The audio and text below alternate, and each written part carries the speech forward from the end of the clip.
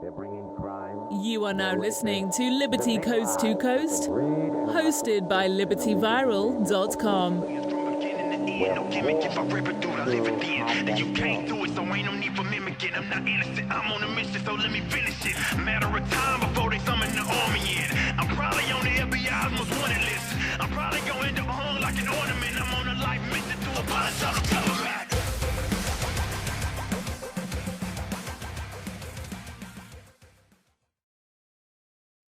All right, guys, welcome back to Liberty Coast to Coast. Very exciting today. We have a guest back on the show finally after a long period away. Let's welcome back Keith. Keith, how you doing? Hey, listen, it is great to be back, and I just want to say to everyone who sent me messages concerned where I was, I've had a few health issues. I'm doing better than Hillary Clinton. That much I can say. To be honest, I'd even be willing to prove it. In fact, Kody, would you mind? I'd like to do a feat of strength to demonstrate my ability. In fact, some might say this might be my bid to jump in the race to run for president, but no, I'm going to let Gary have all the joy with that right now, and it's a little too late to be nominated. But I have here a jar of pickles. What? Yes, I have a jar of pickles, and pickles, we know, are the universal American political sign of physical fitness and presidential aptitude, as seen on the Jimmy Kimmel Show. 100%. I mean, I wouldn't take any other test as proof. All right. Can you keep the seal close to the microphone so we could hear the fresh pop yeah, we don't want Alex Jones exposing us. God, no. If we had Alex Jones come after us, we'd be ripped to shreds. Half the shit we say on here can't be aired. So, if you could keep that close enough that Alex himself would be able to hear it, that would go a long ways. All right, I'm gonna put it right here. All right. The seal. Inspect the seal. Notice. From out here in California, it looks great, Kate. No, zero dripping. There's no pre-loosened condition. Anybody who is listening to this, I will verify there is no drippage coming from the lid. Zero drippage. See that wonderful pickle right there? That pickle's soon to be free. With your help. Delicious pickle. All right. All right, here we go. 3, 2, feats of strength. Oh, we got it. I don't know if you heard the pop. If it picked it up. Now, that right there, I think I just did better than Gary did. I wonder why that Northeastern tour. But I want to stroke my ego a little bit and tell you guys where I've been. In addition to having my little health thing, I've been helping out with the LPME, and we just had Gary up here for a rally. And I thought I'd play a little prank on Gary, and I actually gave him a jar of pickles to open. Unfortunately, I did not tell him it was held down with the full force of Harambe. A nice little ring of Gorilla Glue and a cell phone camera later. We have one of the. What they don't know is that glue is actually made out of Harambe. It was made from his remains. It was the last thing he gave to the world. Terrible. Oh man, we just lost the Harambe audience. We did. Yeah, I suggest you guys check out Liberty Viral Gary Johnson Punked if you haven't seen already. You can also check it out in the Boston Globe, and it's also on our Instagram page. It is on our Instagram page, and it's a really fun time. And you know what? Spoiler alert: Gary couldn't get them open, but you know what was great is those pickles really felt his Johnson. If you watch this video. Now, that may be lost on you, but watch the video. You'll understand. Yeah, and, I kind of want to throw my 2 cents on there, too, because there's a lot of people who are like, oh, my God, he can first of all, the people who said he can seriously hurt himself, I had trouble not laughing at. I don't know if they were expecting him to drop the pickle jar on his foot, if the jar was to shatter into a million pieces. I've never heard of pickle jar injuries. But there were people complaining about, oh, why are you playing pranks on Gary? Yeah, blah, blah, blah. Gary handled it really, really well. And I think that'll play really well with our audience, specific Keith. Mainly because there are a lot of us in the circle that we run in who are a little bit critical of Gary and some of the positions he takes, being that a lot of our friends, supported Austin Peterson. But what I think the show is just how personable Gary can be at times. And that goes a long way when you're running against Hillary and Trump. Yeah, and and I gotta say this too. You see it at the end of the video. he doesn't get mad at me for playing the prank on him. In fact, I think he was relieved to have a break in the stress of running for office.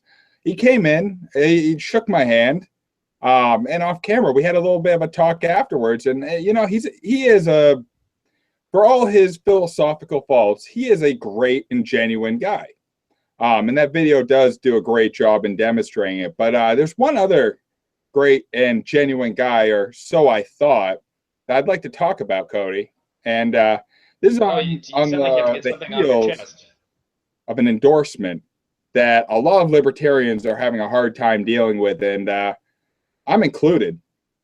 Rand Paul, listen, for those of you who say we only criticize Gary, not true. Rand Paul, as far as I'm concerned, I understood Mitch McConnell, and I stretched to understand Mitt Romney. But you know what? I really, really do not support his choice to endorse Donald Trump. So much so, I'm going to do a little something for you. I was a Rand guy. And I want to show you the evolution. What are you doing? I'm losing this shirt.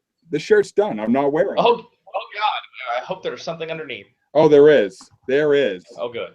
Now, this is what I look like without glasses. Be afraid. So, I went from being a Rand guy originally to being an Austin Peterson guy. And for those of you guys who can't see, he's now wearing an Austin Peterson t-shirt. Yeah, and you know what? Austin is a fantastic guy. He's the future of the movement. But after the pickle thing, I got this soft spot for Gary. And I think from here on out, I'm going to continue to be critical when I think he steps out of line. But I've now gone full in the tank. Oh, wow. For those of you guys who can't see, he just took off the Austin Peterson shirt and underneath revealed a Johnson Weld 2016 t-shirt. Now, I'm not selling out. There's just, if you might have heard in my previous comments on our previous shows, I'm at peace. I don't expect Johnson or Weld to be libertarians. I never really have. I see them as centrist, and I do see them as the lesser of three evils. And shoot me if you think that's well, that's bad terminology. I just gave Hillary's people a wide open ticket. But yep. Well, there goes Keith back in the hospital. Yeah. No, I really do think they're if at the very least, I know you disagree with them, but I want the plurality of thought. There need to be more options than the two parties, and Johnson Weld do provide that option. So much so, they're even polling really well, surprisingly, among the veterans. And go ahead, I'd like you to tell us a little bit about what's been going on with that Commander-in-Chief Forum. Yeah, absolutely. So there's a Commander-in-Chief Forum that Gary Johnson initially was not invited to, held by the Iraq and Afghanistan Veterans Forum of America. And initially there was a big hubbub because in the military, Gary Johnson actually polls pretty well, actually significantly above both Trump and Hillary. According to thehill.com, it was 38.7% Gary Johnson, 30.9% Trump, and 14.1% Clinton. Those 14.1% are probably the only ones that'll be remaining after this poll's read, because the Clinton campaign will probably go after all the Gary and Trump people. But I mean, that's a significant 8-point lead even over Trump in second place. So it's again, to clarify, 38.7% Gary Johnson, 30.9% Trump, and 14.1% for Clinton. And an even bigger thing than that, Keith, is that Johnson is actually favored in all but one branch in the military, and that being the Navy, where he's losing by 0.5% to Donald Trump. 0.5. That's not a large margin. I mean, this is a man that is highly popular with those who are literally fighting, in defense of our Constitution. And you know what? Some libertarians don't like the military. I tend to come from a more conservative side, and I have a great deal of respect for anyone who serves. I think their opinion matters because they are representing the nation abroad. And if they have to put their neck on the line abroad, I think their input should be valued. And I think if Gary's not included, I think what you're telling the veterans is that you don't care what the veterans think. And I think if anyone should have input, it should be them. In addition to everyone else, I mean, this is the commander-in-chief forum. This is supposed to be foreign policy. Right. So what ended up happening was that, specifically headed by the Libertarian Republic and LibertyViral.com, and there may be a bunch of other groups involved as well, but both of those entities put out big articles saying, hey, Gary's not been invited, and they pushed hard to get people to message the IAVA and invite Gary, and lo and behold, it worked, sort of.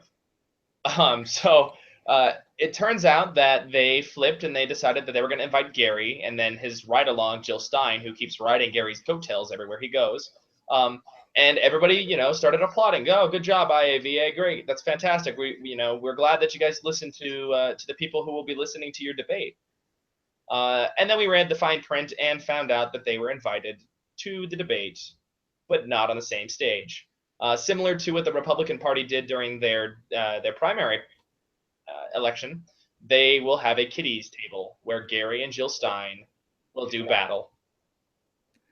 Yeah, and the worst part about the kiddie table is, yeah, we call it the kiddie table. It's demeaning. It basically says these opinions are secondary.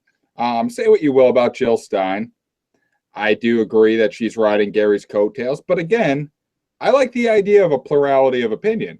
I would love if there were 4 different points that the American public could choose from instead of, it's like Pepsi or Coke. Are you a blasphemer for asking, hey, can I have a Dr. Pepper? Can I have a Sprite? I mean, this is supposed to be a country of choice and freedom. This whole duopoly thing it's nakedly presented by the way this forum is being handled. 100%.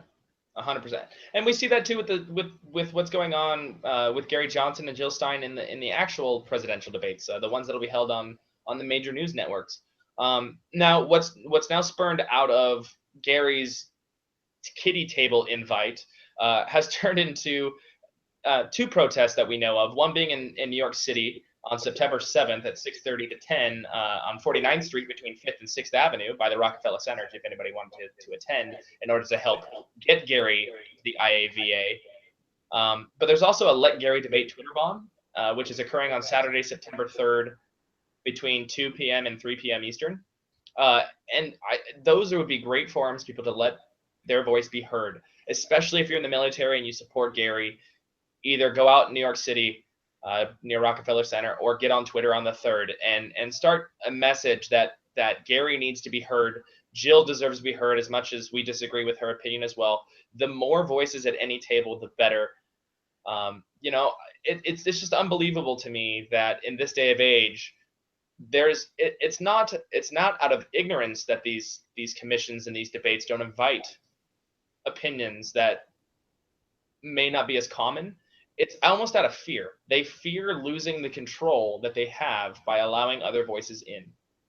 And I don't know how you feel about that, Keith, but it pisses me off. Well, here's how I feel about this. Listen, I have watched probably 15 or 16 debates with Donald Trump. I can tell you what he's going to say. There's no mystery to what's on that man's mind. He tells us what he thinks every day, and the public knows it. It's not much different for Hillary, though they had significantly less debates, and she's not quite as vocal as Trump. But the American public knows who these people are. They frankly don't need to be reminded. And anytime they're told their position, it doesn't matter because it'll change in another week. Where Gary and Jill, they're trying to offer an alternative platform. And the fact of the matter is, they may get more steam if only Americans knew they were out there. And it would seem to me that the job of the Presidential Debate Commission would be to make sure that the American public were enlightened. And I want to bring this up. We had a little talk about this earlier today. I want to give a big thumbs up to Bill Weld for challenging the Presidential Debate Commission, saying, frankly, they should lose their tax-exempt status for excluding them from the debates. And I don't even understand. Please, somebody out there, if anyone wants to contact us and explain to us where in the Constitution we got this presidential debate commission. I would love to hear it. I seriously would, because I don't understand how this entity even exists. I don't understand the justification for it. I don't understand how it makes so much of a decision in our personal lives as to what we can and can't see. I just don't understand why they're the end all be all. It's not a private industry. It's not Fox. It's not CNN. This is supposedly the Presidential Debate Commission. They have one job they have, and that is to make sure that there are voices that need to be heard in the debates. And when they knowingly and willfully neglect different opinions that need to be expressed, that's no different than not allowing you to choose who you want to vote for. It is no different, because you alienate many people at that point, that you say, hey, these opinions aren't valid, right? That's essentially what the CDC is telling people, is that, those opinions aren't valid. Yeah, and at the very least, if they're going to act blatantly and hide behind First Amendment protection, they should experience the free market as all the other news networks are forced to. And, they should lose some credibility on that ground. I mean, they're being blatant. They're forcing a decision. Right. The one nice thing we can say now is we don't have to be forced to see everything through a narrowed filter of cable TV and radio.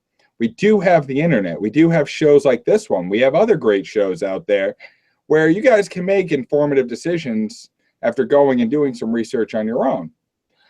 But there's still a lot of America that relies on these old mediums. And a lot of these older voters, they just simply, I'm sorry, but there are more people under 45 that know who Gary Johnson is than there are people over 45, in my experience, especially with the rally we hosted a week ago. Yeah, and it's funny too, because I know when we were at the convention in Orlando, we had some drawback with a lot of the baby boomer generation in terms of telling us we're naive and this, that, and the other for voting who we voted for. And it's funny to see now the contrast, because that's exactly what's happening now. You have people who are stuck in their ways, who only take in certain mediums, and that's what they believe, and that shapes their opinion. And unfortunately, that's what the rest of us get stuck with. So that's an interesting dynamic that we see play out now, especially now that the millennial generation is the largest voting bloc that exists. I mean, by large numbers. I don't have them in front of me, but I know if you were to Google the largest voting bloc, it would be the millennial vote. I believe the last time I heard, it not on registered voters, but on sheer voting age alone, the millennial generation outnumbers the baby boomers eligible still to vote by about 8 to 10%, which is an incredible margin. If only they could be motivated to vote. And I actually think a lot of them are going to sit out. I think they're going to sit out entirely. I think a lot of people think they're going to vote for Hillary, and frankly, I just don't think they're going to vote at all. I would concur. I would absolutely concur, because a lot of those people were burners. A lot of those, the ones that are still active will be on Gary's side. That's easy to be said. The ones who would sit down are the ones that were the burners that couldn't be convinced by Gary to touch his Johnson. Yeah, and oh man, yeah, and and some of them, I understand the counterculture and the attractiveness of the alt-right. I mean, I can't believe I'm saying this, but libertarianism and conservatism are now the rebellious philosophies. They're so censored that, I mean, I don't know if you saw this story the other day, but there was a man who saved someone from a burning wreck, and when CNN aired it live, you could see his shirt clearly. But when they rebroadcast it both on CNN and HLN, you could no longer see that he was wearing a Trump Pence shirt. Now, I don't support Trump, but frankly, the fact that they felt threatened that someone could do something positive in this world and still support someone like Trump, it just, the bias is so blatant. I got to think the millennial generation can smell it, can see it, Maybe the Yeah. baby boomers are conditioned to it, and it's in one ear and out the other, but it's on full display for us. And this is the time where we need other options because we're not satisfied. Right. And I'll bring up another issue that really kind of plays into this and into the fact that we only get two options. I don't know if you've been paying attention to my neck of the woods, Keith, but something big happened over here over the last week. And that was that the Ninth Circuit Court of Appeals, based out of San Francisco, California, ruled that they didn't rule. They upheld a ban on sales of firearms to anybody who carries or holds a marijuana card, a medical card, which Shall is not be sheer preposterous. infringed. Absolutely, yeah. I don't know if that's a hard phrase to understand. Not only that, what crime have they committed? They haven't. What is the justification for allowing a federal court to disarm you of a right, not only a right, the second right in the Bill of Rights? They're stripping you without due process. Well, hold on. They're violating. Go ahead. Are there similar provisions for, say, oxycodone, lorazepam, maybe Lunesta, all drugs associated with wild mood swings or perhaps suicidal behavior? I do not believe so. However, there may be something that overlaps with the mental health screening. Maybe they catch some of that there. But to my knowledge, they have not come out in terms of saying that if you take Lunesta or you take any sedative or antidepressant or other psychoactive drug, that you can no longer purchase firearms. And what's funny about this is, what does this encourage? This encourages the black market of firearms, which is exactly what they're trying to fight on the other end. Right? You have them wanting to take guns out of criminals' hands, which is kind of an ironic sentence, because how do you become a criminal with a gun unless you're breaking laws? And now what they're doing is they're forcing people to protect their own lives, but in order to do so, they either have to not have a medical marijuana card for something that they find beneficial and helpful for their body, or they have to go find a gun on the black market, or just not register a firearm. So either way, they are taking it on both ends. Yeah, and I want to bring this conversation back to something I heard Gary mention when he was talking with Chris Wallace last Sunday. He goes, listen, marijuana as a treatment for PTSD is much better than the alternative of heroin, which is the current plague, at least here on the East Coast. I'm saying if you tell people they can't smoke, they can't have a medical marijuana license to treat their PTSD and own guns, man, maybe they'll go use opiates instead to treat their condition. And frankly, I trust people on opiates less with guns than I do people on marijuana. I mean, I have been known to roll a blunt or two at the firing range. Come get me. Don't come up to California. Yeah, no, I mean, it's really weird. And I don't know. I've always been skeptical of the medical marijuana program from the get-go. I don't like the idea of a state registry of names that go directly contradictory to federal statutes. If you have marijuana still scheduled as a Class 1 drug, which the FDA upheld a few weeks ago, no matter what, if you're on that list, you can expect to have your rights stripped from you at one time or another. People call me Dale Gribble because they thought I was a crazy conspiracy theorist because I didn't want to pay $300 for a medical marijuana license, which, listen, if you're a real libertarian, understand, you don't need to buy a permission slip to smoke weed. You're a free human being. You can put whatever you want in your own body, okay? Autonomy.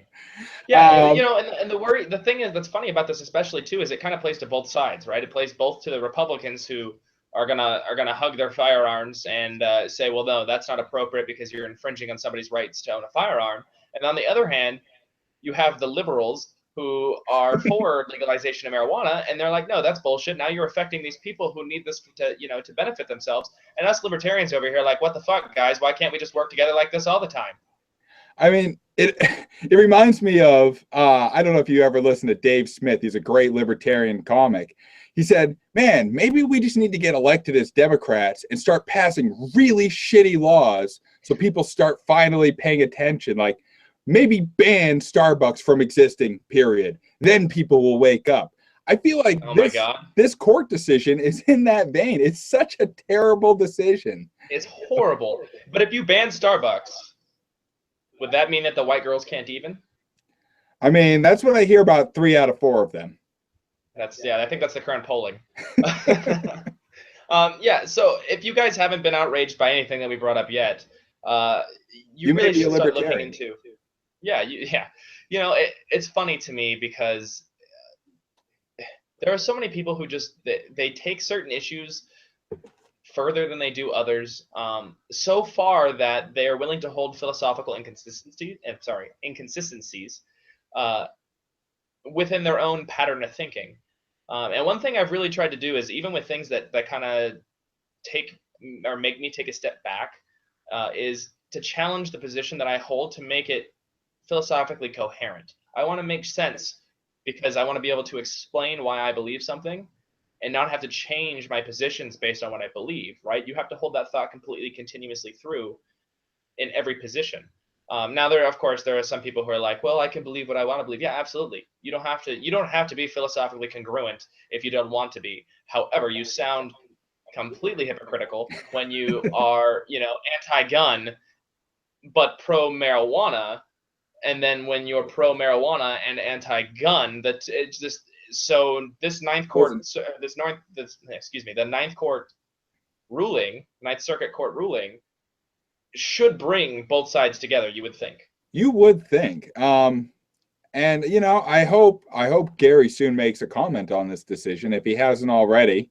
I haven't seen it, but I'm looking for it. I'm eagerly awaiting it for it, and I hope he appreciates it with the same amount of passion he had when he was talking about foreign policy with Chris Wallace. I'm gonna bring that back because I wish I had seen that fire in the primaries, and I know a lot of other people brought up that clip and they said the same thing. That was the good side of Gary. And if you want your guns and you want your weed, I think you should come over to the Libertarian Party. If you've been on the fence, you don't like Hillary, and you Trump people, be honest with yourself. You don't like Trump. You don't like Trump. Nobody likes Trump. Trump's You just own don't like family Hillary more. doesn't like Trump. That's why he has to marry illegal than immigrants. Cruz's family. Yeah, if it weren't for illegal immigration, he'd have no wives.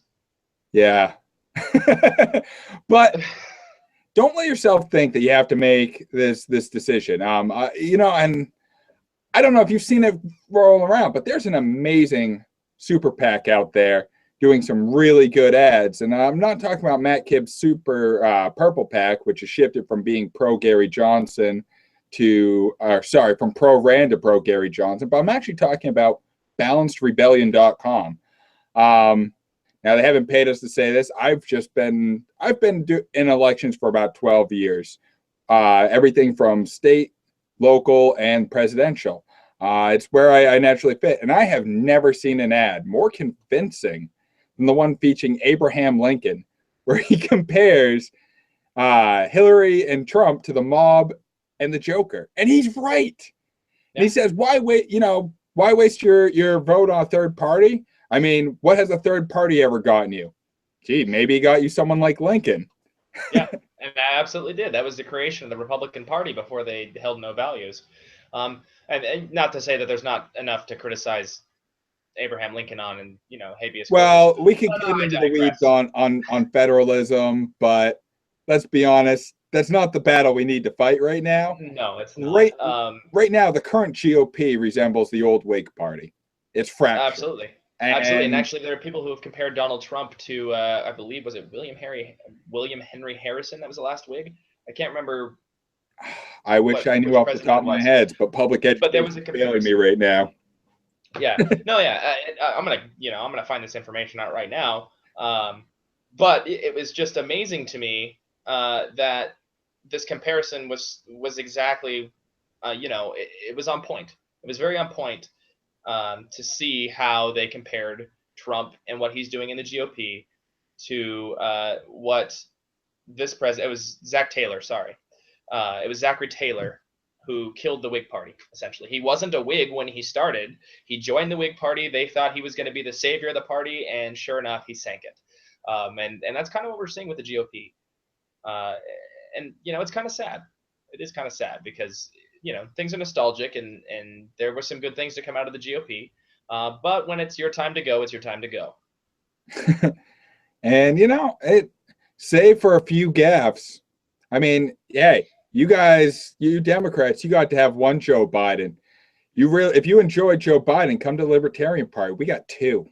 Yeah, two of them. Now we were talking before the show, and I don't know if you like that segue, but you were mentioning some things that have been happening in Maine, other than your pickle event. I actually believe that there was some kind of nonsense coming out of your governorship, and I don't know how much you can go into this or what you know of it, but what's going on over there with LePage? Let's just say, and for any of my main viewers who are watching this, I have always been sympathetic to LePage.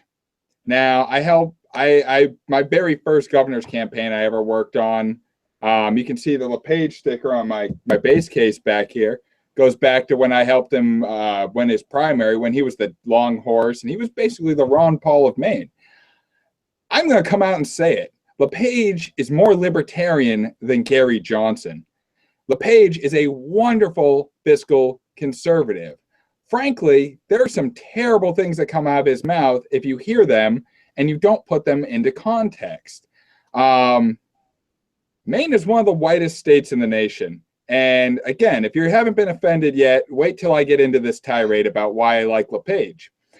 You have towns that are 95% white from Bangor up. I'm sorry, it's just there's nothing but Franco-Americans and Canadian immigrants.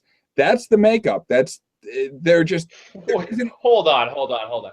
Yeah. Canada has immigrants? Yeah, we get Canadian immigrants all the time. A lot of the people are Acadians. Yeah, I know.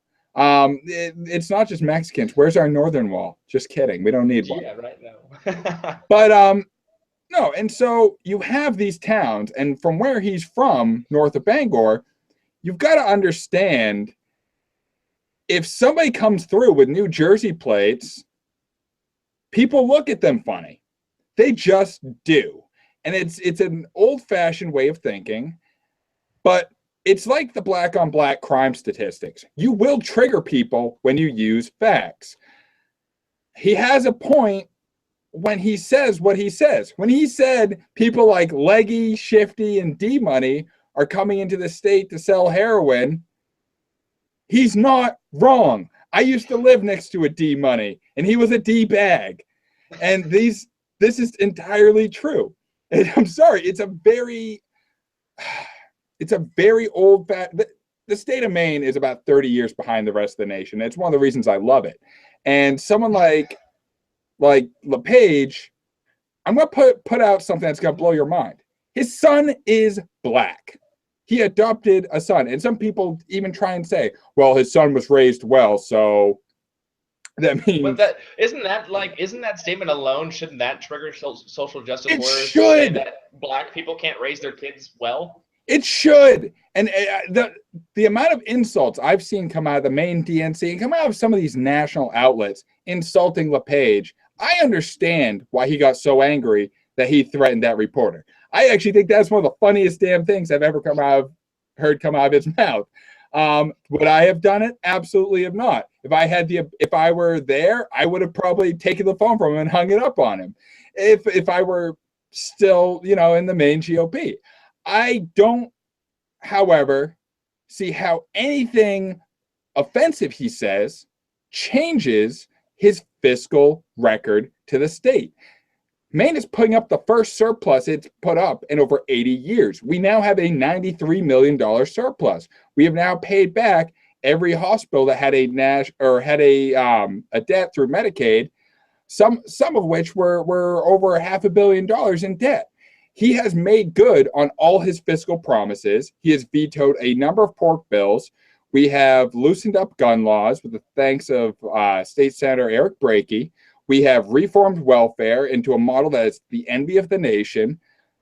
He is a very libertarian governor, and he does say things that offend people, and they do trigger people. But tell me this. Are the words that are spoken about social issues more important than the actual legislation that are being penned? I don't think so.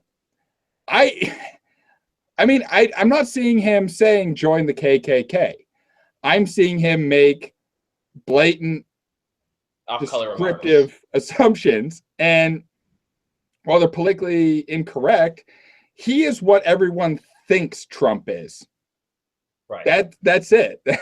He's what people think Trump is, and even Trump is starting to not like him because he's too plain spoken. And I'm going to continue to enjoy him. I'm still looking to run a libertarian to take over for him when he finishes up in 2 years, even though there are a number of people trying to recall him right now. I think we could put another libertarian in there and they'll do great after him. You've got to understand, though, personal words do not change economic realities. $93 million surplus, and we have gone from Forbes' 49th worst business state to do business in up to the top 10 in his last 6 years. Okay. You left my state alone. I think we moved up when you moved down. And that's the end of my tirade. I'm proud of my state, and I don't regret having the governor I have. And I've gotten a lot of people asking me, how do you deal with having a racist governor? I say, don't be so thin-skinned. I'm sorry. Frankly, I don't care when he says dumb shit. I don't. I can't believe you say that as a cis white male. Yeah. You're gonna get so much hate. My privilege. My privilege. The guy was homeless. The guy was homeless until age 15. He lived under a goddamn bridge. When Trigglypuff comes after you, I will be there to document every moment of it. Hell, I would love to see Paul LePage, if he does get recalled, I would love to see him join Milo on the Dangerous Faggot Tour. That'd be awesome. They would be a hell of a duo. That would be very, very entertaining. I think that ends my tirade because it's getting a little. I'm sounding like a Republican apologist, but you know what? I'm standing by my words. LePage is a dyed-in-the-wool libertarian by his actions, and I will support people who move us closer to small government and move us towards the needle of liberty, regardless of their party. I'm working from within the LP. I want to see liberty thrive here, and I want to give people an option who are dissatisfied with Trump. But please, do not let your feelings and your sense of political correctness cloud your judgment. We have to be better than that. We really do. This whole attack on LePage is nothing more than clickbait sensationalism over this ridiculous politically correct culture. And I couldn't. And rant. Step off soapbox. I couldn't agree more. I think that there have been more offensive things. We had a congresswoman in California who, at the term Indian, didn't know which Indian they were talking about. So she asked whether it was the red dot Indian or the feather Indian. And this is stated on record. So it's not like that's worse. Is just beholden. No, it's far worse. Look, especially because she probably doesn't even know like where geographically that's different. We have to stop pretending that people can't use off-color remarks, and that makes them being able to paint people wholeheartedly in one direction. I do have an example of one that's terrible. And if you want to actually be offended, look at Mike Pence. He had a camp to pray the gay away. I mean, no, it gets worse than that with Pence, actually, in terms of if you really want to break that down. He wanted to take federal funding away from Planned Parenthood to turn that federal funding then to a gay conversion camp. I'm all for defunding Planned Parenthood, but listen, the way to make little boys not gay is not to put 1,000 of them under one tent together. That's just not going to end well. Well, we've done it. We have pissed everybody off. Is that wait. I don't think I've said anything to slander Asians yet.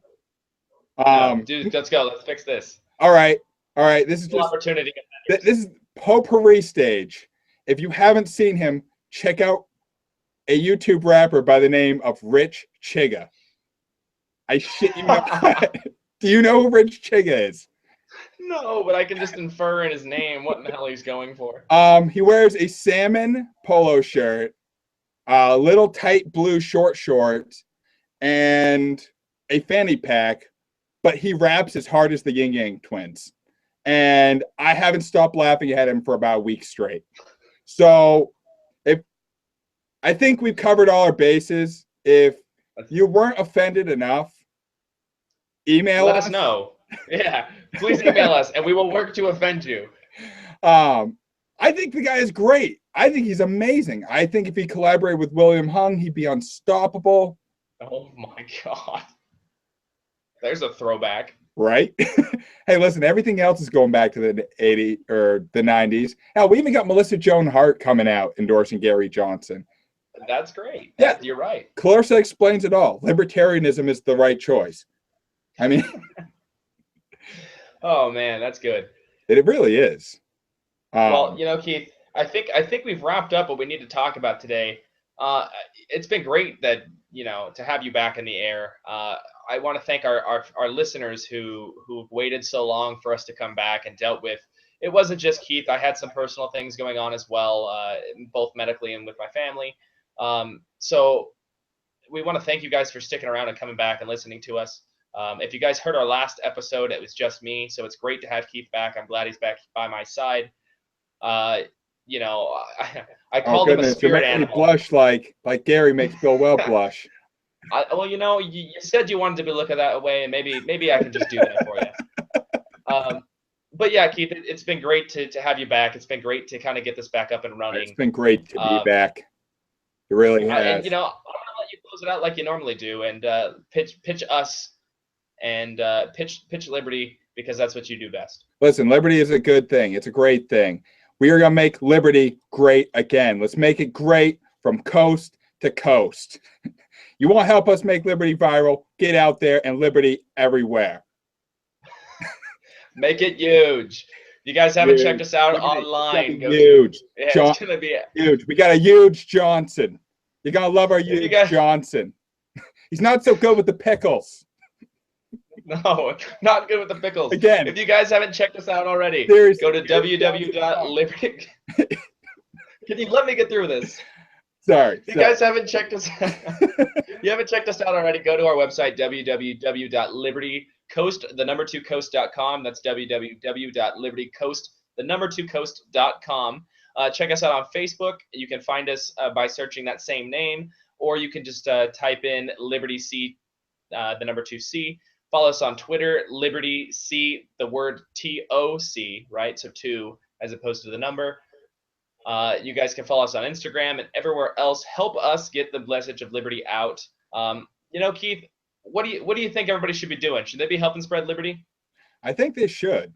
And damn it, I'm gonna say getting behind this wonderful centrist in his colostomy bag of a VP is the way to do it. I would agree, Keith. I would agree. And with that, guys, we will see you next time.